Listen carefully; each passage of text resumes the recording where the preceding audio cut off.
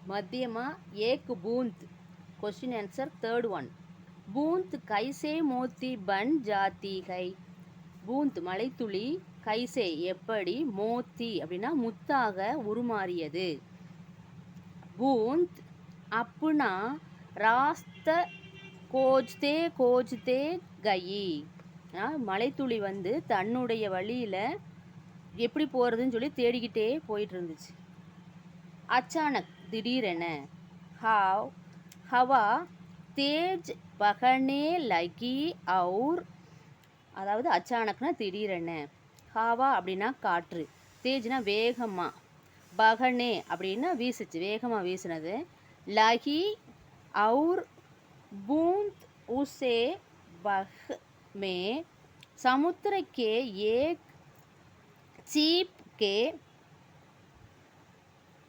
कुले मूंग में जाकर गिरी और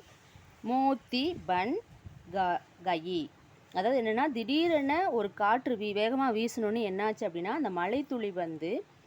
கடலில் போய் ஒரு சிப்பிக்குள்ளே சீப் அப்படின்னா சிப்பியுடைய திறந்திருந்த அதோடைய வாயில் போய் விழுந்துருச்சு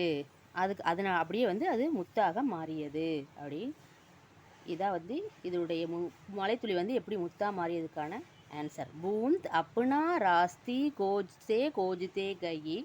अचानक हवा तेज बहने लगी और बूंद उसे बह में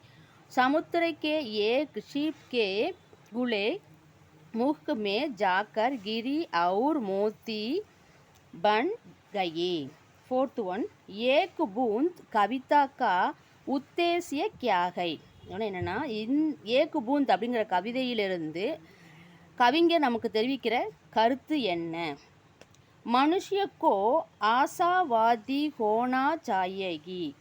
यही इस कविता का उद्देश्य है அதாவது என்னன்னா மனிதனுக்கு நம்பிக்கை வேண்டும் அப்படிங்கிறது தான் இந்த கவிதையிலேருந்து நம்மளுக்கு கவிஞர் சொல்கிற கருத்து தேங்க்யூ